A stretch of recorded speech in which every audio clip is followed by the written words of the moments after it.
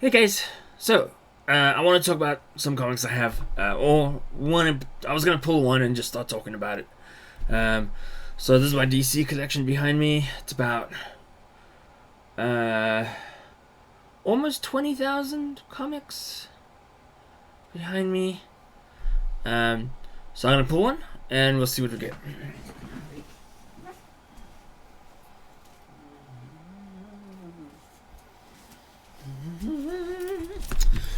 All right.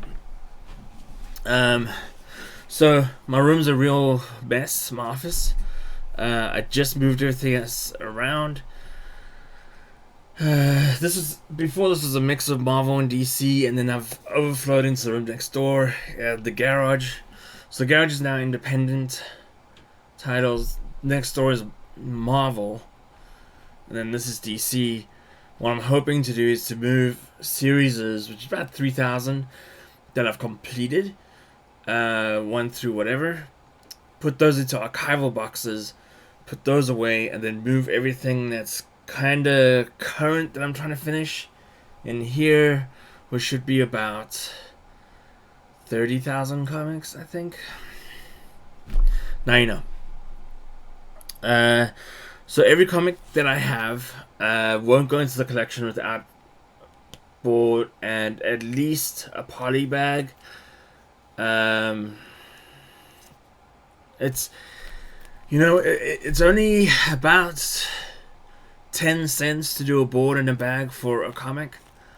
Of course, the value that you see back from that is huge. But when you're looking at 50, 60,000 comics, it actually adds up quite quickly. So, I'm looking at my monthly bill for bags and boards is around $1,000, $800, somewhere in there. I like ordering from Atomic Empire the monthly comics, because they come all pre-boarded and bagged, and that's kind of neat. I know as I think about it, and it's good boards and it's good bags. Oh, okay. So this is what we got. Karate Kid. Dun dun dun dun. Okay. Karate Kid comics are pretty simple. It's a guy from the future, from Legion of the Superheroes, and we know that that's around the 30th century or 31st century. Superman came from the past to join them. This guy's kind of stuck in a time loop, so he continuously goes through different time vortexes. This is called the Tomorrow Thief. Tomorrow Thief, I think. Yeah. So, Karate Kid has a lot to do with Bloodhaven and Commander Blood. Commander Blood is a big dude in red with a C and a B on his chest. So in this storyline,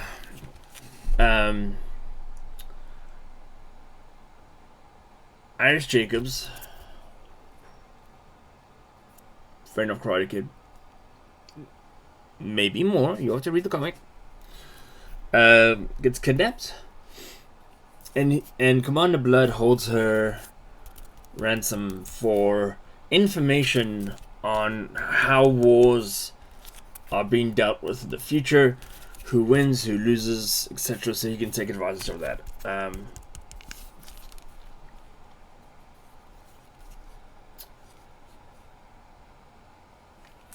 The Karate Kid is a level 18 fighter. 15? 15? 18? Anyways, he knows every single karate move. Well, he actually, karate is quite bad. He knows every martial arts ever known to man by the time of the 31st century. Then, he also has the Legionary ring, which allows him to fly, and he can use flight and martial arts together and it's called a win-win.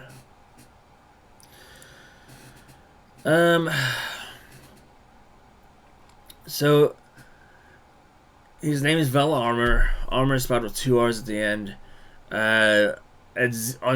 With the 0 hour event, that all changed. So this is clearly before 0 hour. What else to say? He's not a great character. At some point he ends up. So I think with the Lightning Saga, he beats Black Lightning. Black Lightning takes it to Batman. He actually draws with Batman. Batman's at level 12. He draws with Batman in a physical battle, and Batman outsmarts him, and Black Lightning hits him. And that's how Batman defeats Karate Kid. I think it's pretty unfair. But anyhow. Then Batman takes him to... So when Val showed up on Earth in the 25th century, his memory was blanked and he went by Wes Holloway. So the Bat computer, God, that sounds stupid, couldn't recognize him, and so Batman took him to the Justice League Satellite of Love and put him in a cell. And there, Red Arrow did what Red Arrow does, which is make fun of people. And that's when you find out that this is not the same character as the Karate Kid or anyone in Cobra Kai. I say that because Cobra Kai is over here on the screen. He's had a tough time. He got married to Projectra, and then she got kidnapped. Seeing this topic comes up, and he was beaten to death pretty much by Nemesis Kid, and instead of kind of living a little longer, Karate Kid decides to use his lost energy to take out what Nemesis Kid was protecting. Karate Kid dies, and then Projectra, his wife, is also killed out of anger. Everyone's really sad, but I mean, he comes back.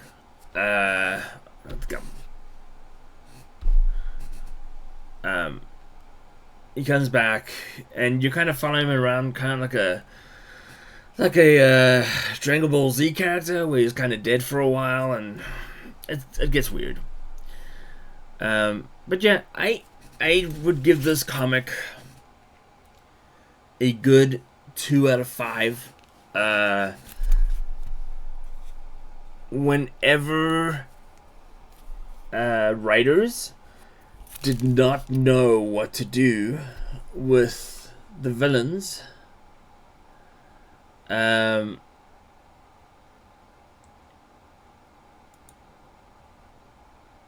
they would just have them fight military battles. It's really weak. No one of importance, really, in my mind, on the writing or the ink or the pencil on this. Joe Stratton was on it as an inker.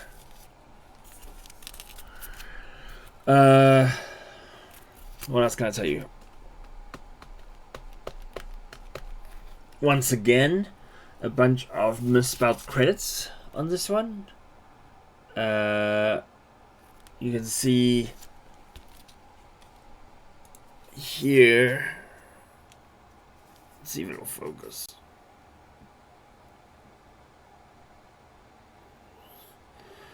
No, that's because my camera is really good. Ernie Chang worked on it.